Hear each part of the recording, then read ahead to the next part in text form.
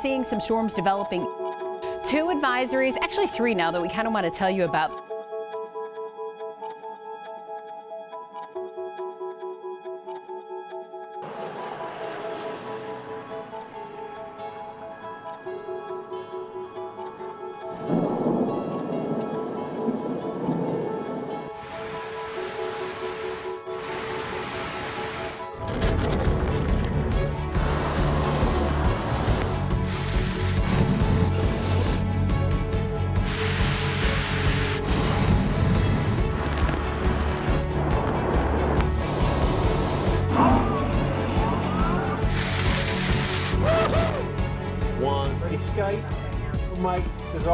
As these storms continue to track to the northeast, keep in mind some isolated areas of very heavy rainfall anticipated. A massive mobile home completely destroyed. There is a flood advisory. And then the next thing we know, we looked and the tree was into our house. A 50 or 60% chance. All kinds of noises, trees cracking, everything. Even had a tornado warning this evening. You can see the wash where that boy went sweeping through.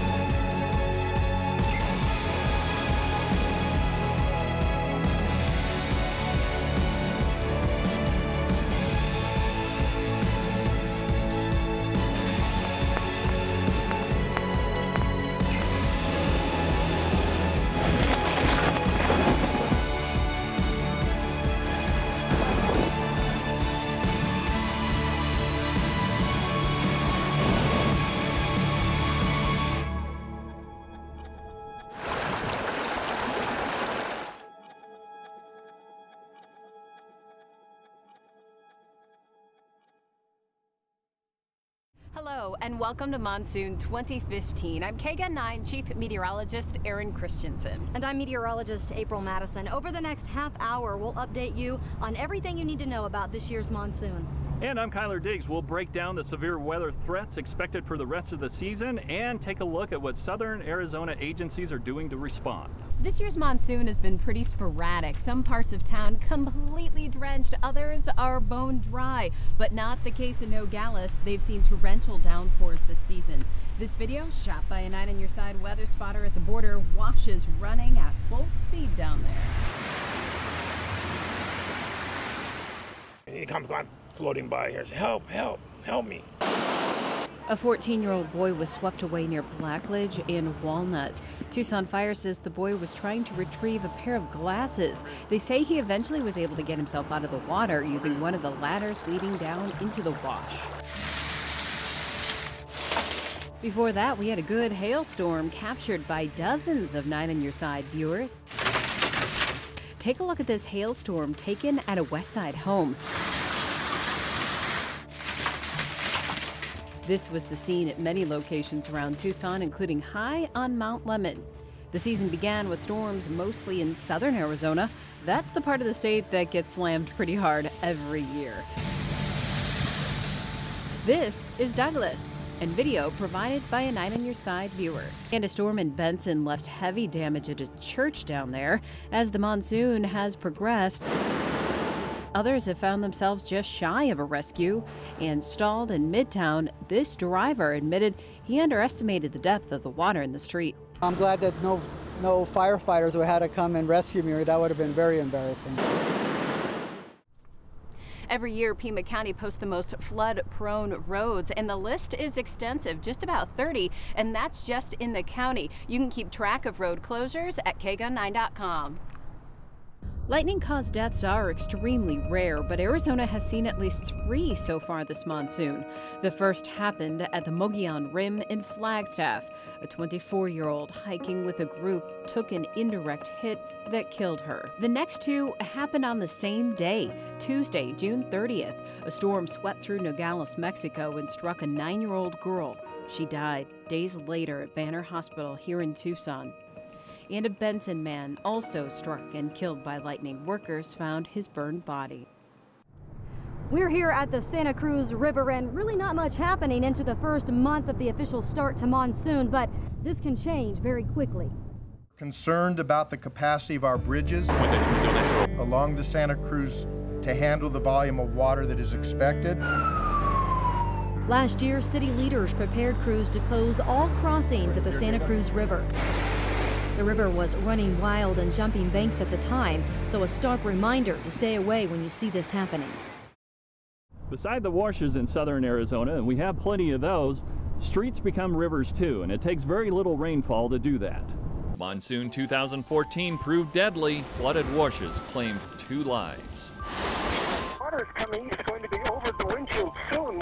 One in Catalina, authorities say a 76-year-old woman attempted to cross Cadillac Wash near Suiso Road. She died. Her husband narrowly escaped. Record monsoon rains filled the Alamo Wash. Another woman's car became pinned against the pedestrian bridge and the water surge swept her away. The family thanked the heroic first responders who tried so desperately to save her. Who can forget this scene last year? A raging stream across Beverly Street left a Sun van stranded. Emergency crews were forced to improvise. Okay, let's come over here, Ben. Even using a 9-on-your-side vehicle to pull the driver and passengers, many with physical disabilities, to safety. Sheriff's deputies will typically position themselves in big crossings to make sure no one attempts them. We all know about the stupid motorist law. Since it was enacted in 1995, a very few have actually been charged. Motorists can only be charged if water already covers the road, barriers are in place, and the driver goes in anyway and has to be rescued. Drivers can be liable for up to $2,000. This year, KGUN 9 on Your Side proudly introduces a new app so that you can track the latest monsoon activity. It's called the Storm Shield app. Just search Storm Shield in the App Store and download it. Once here, you can tell it exactly the areas that you want to receive the alerts for. It will even show you the moving radar. You can sign up for your area or up to 5 different spots. You can actually get phone calls directly from us To Aaron Christensen with a Storm Shield alert when your area is under severe weather.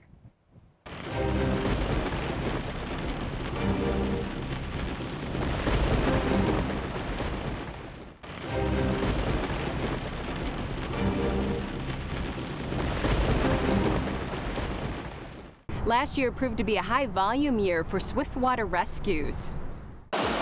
So far this year, rescuers saved a boy who fell in trying to reach for his glasses. Fortunately, he pulled himself out unharmed.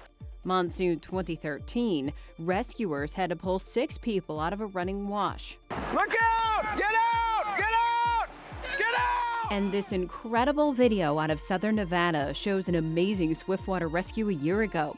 Airmen spring into action to save a couple being swept away by floodwaters. Their Prius stuck in the mud in a median when heavy flood runoff started flowing.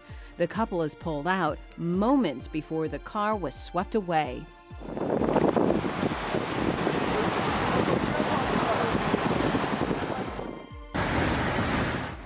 Winds can whip up and cause even more damage than the rain. Take a look at this photo taken at Davis-Monthan Air Force last year. Powerful winds took hold of an F-16 and flipped it on top of another retired jet. We just showed you damages and rescue situations from the past, but to minimize their own damages, Tucson Electric Power continues to make improvements to their power grid. Keaton Thomas shows us what TEP has done to prepare for this year's monsoon. The monsoon, known for heavy rain, flooding, but for TEP, their biggest concern, heavy wind.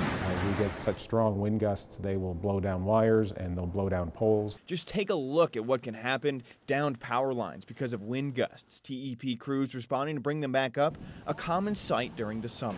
There's no such thing as an impervious electrical system.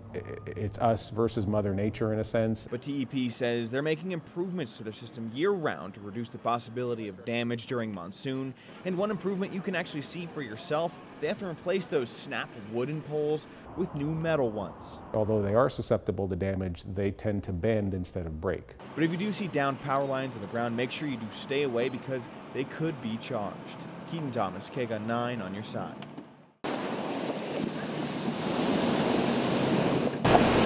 Some 9 on Your Side viewers have asked us what exactly happens to your car if you end up like this man stuck in water? And how much would it cost to fix your car when you get it out? The best case scenario, if your car does stop working because you stalled it in the water, could be something like maybe replacing your spark plugs. But the worst case scenario? Primary one would be something called hydrolocking. You get water actually inside the engine and it stops the pistons from going up and down inside the cylinders. So that's major engine damage and it's usually catastrophic. The cost of fixing something like that? You could have a repair bill up to $10,000. We've seen some impressive lightning storms so far this monsoon, and the National Oceanic and Atmospheric Administration estimates that about 25 million lightning strikes reach the ground each year in the United States. But your chances of being struck by lightning are still pretty rare. Take a look at this impressive lightning storm last month at the start of the monsoon. This is a common scene in Tucson throughout the summer months. Meteorologists at the National Weather Service typically double staff during this time of the year. So for Monsoon 2015, a big push towards social media to keep you safe. We'll actually assign someone to social media only. Meanwhile, one person's working the radar and issuing warnings, another person's working on the forecast, maybe answering phones. We actually have dedicated a person to social media. Simple tips if you get caught up in a storm. Get down low to the ground and crouch. Put your feet together and try to stay away from others and tall objects. Most people, what happens is besides knocking them unconscious, it disrupts their breathing and heart rate. So if you can get to the person quickly and administer CPR, a lot of the times you can bring them back. So far this year, 13 people in the U.S. have been killed by lightning. And I thought, wow, that's really close. I guess it was really close.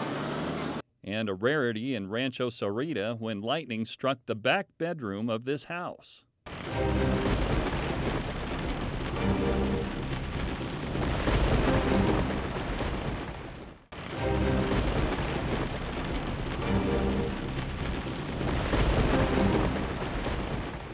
Tucson has seen its fair share of monsoon damage. Flood damage is more than extensive. It is almost unbelievable. Including Tropical Storm Octave, considered the worst tropical cyclone in the history of Arizona. Remnants of Tropical Storm Octave hit Tucson in October of 1983, just after a very wet monsoon. Take a look as rivers swelled to record levels, many jumping their banks and wiping out buildings. Bridges became uncrossable. Sandbagging was useless. Thousands forced from their homes. Statewide, the storms killed 14 people. 2 DPS officers died when their rescue helicopter crashed in Marana. Guy actually sat down with their fellow DPS officers. Anyone who lived through the floods of 1983 will never forget them. The rains came in torrents, 12 inches in some places. Every major river in southern Arizona experienced the highest crest on record. This morning, the raging Rillito whittled at the riverbank. 14 people drowned, hundreds of houses washed away, numerous bridges collapsed. Among those who died in the storm were 2 DPS officers in a rescue helicopter. The pilot, 36-year-old Thomas McNeff, and paramedic 27-year-old Richard Stratman. They went down at night in a Marana cotton field. Because the clouds were probably all the way to the ground, they had no visible horizon. They couldn't see which way was up. Unless you're paying attention to your instruments and just relying on your senses, you can get sideways, upside down, who knows, what direction you're going. So by the looks of the skids, again, with a 70-degree angle, it looks like they just flew it straight into the ground. DPS pilots John Fink and Denny Welsh, now retired, were there that day. In fact, Fink had worked with McNeff before being transferred to Air Rescue in Flagstaff. Tom was a great pilot. I flew a few years with Tom. I feel bad because, again, he was my pilot, and Rick Stratman, took my place, so that should have been me. But for the grace of God go I. Denny Welsh had spoken to the 2 officers not long before the crash. In fact, he was set to relieve them after they had carried out countless rescues during an excruciating 18 hours in horrific flying conditions. I said, "You promise me you won't go out anymore?" And they said, "Yep, we're done." I said, "Okay." But when a call came in that a Catalina woman was in labor and had no way to reach the hospital, the pilots said they would take it. They were not heard from again. One thing that came from the crash, there was high standards set on all the crews, and there could only be 10 hours of flight time and so many hours of set downtime where you're loading patients or doing a rescue or where the aircraft wasn't actually in motion. Today, you'll find a DPS memorial for Thomas McNeff and Richard Strapman along I-10 in Marana, two heroes who undoubtedly saved numerous lives before sacrificing their own.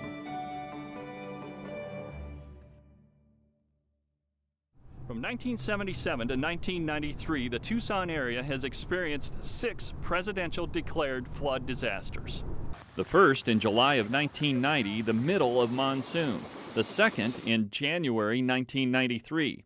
The U.S. Geological Survey, Department of Interior, says the floods of 1993 were estimated to be 76% larger than the flood of 1983. These heavy rains caused the most widespread and severe flooding in Arizona since the turn of the century.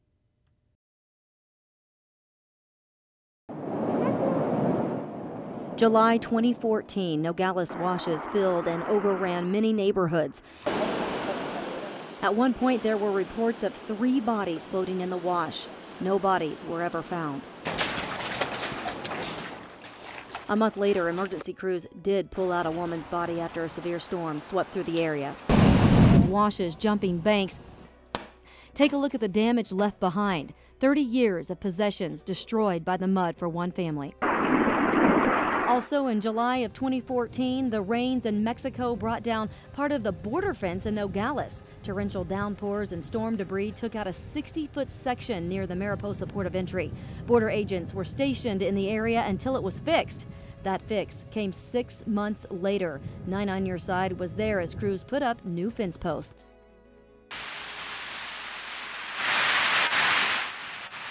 Crazy! That's how one witness describes the microburst that swept through Apple Annie's orchard in Wilcox July 12th. 9 on Your Side's Keaton Thomas shows you the damage. This is video from the inside of the Apple Annie's barn at about 3 in the afternoon. You see heavy wind and rain. These images came from John Gardner, who I spoke with after the storm. So we pretty much waited until the last minute and everybody went inside when it started to sprinkle. He says within about 3 minutes from the start of the rain, this was the scene. The roof of Apple Annie's barn had blown right off. There were pieces of it that were 2 or 3 fields north, just twisted and tore up. And after that, employees put everyone inside a walk-in cooler for safety. We were about 45 minutes inside there while it was just raging. The storm just kept going the whole time. The National Weather Service says these winds probably due to a microburst. Apple Annie's posted this photo to their Facebook page of the aftermath. On top of losing the roof of the barn, they said that there were downed power lines and uprooted trees. They say no employees or customers were injured. Keaton Thomas, KGUN-9 on Your Side.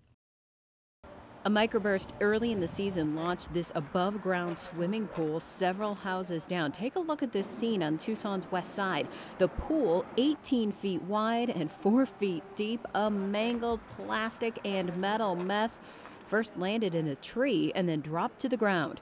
Fortunately, no one was hurt.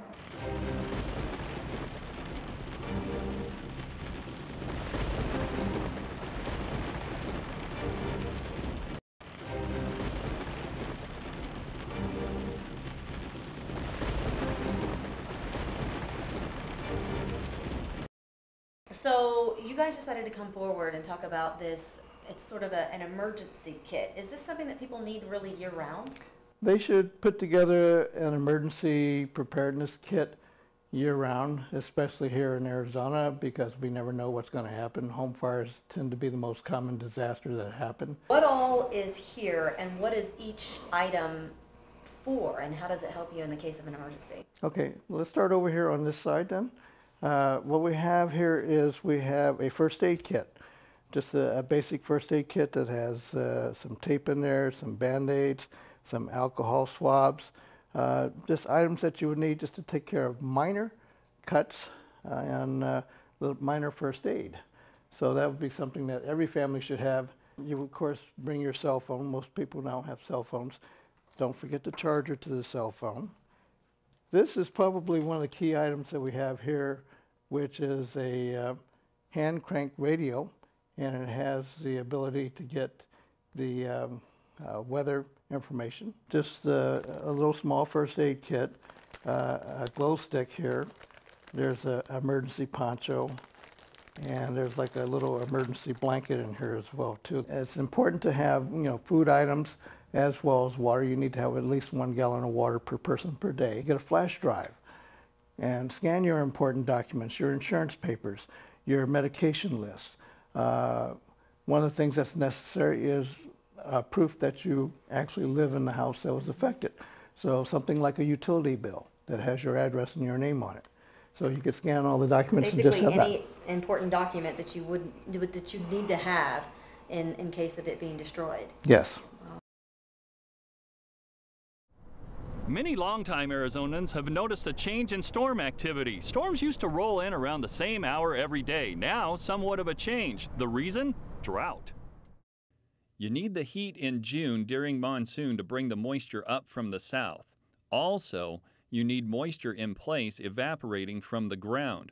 But in a drought, you don't have much of that. The National Weather Service explains the cause and effect. The number of thunderstorms you have developing, and you know, maybe if we didn't have the drought in place, on the days where we would normally have just a few around, you know, would be typical. We don't have any because we just didn't have enough moisture because of the drought. This year, the KGUN-9 weather team is proud to present our new weather tracking system, WSI. No one can control Mother Nature, but we can track weather patterns to help keep you safe. WSI has the technology to monitor the entire state or just a single cloud over a neighborhood. Stay with KGUN-9 on your side this monsoon and throughout the year for the most reliable weather coverage. Plus, the new Storm Shield weather app. You can download it right at KGUN9.com. And the phone system, you can get a call directly to your phone.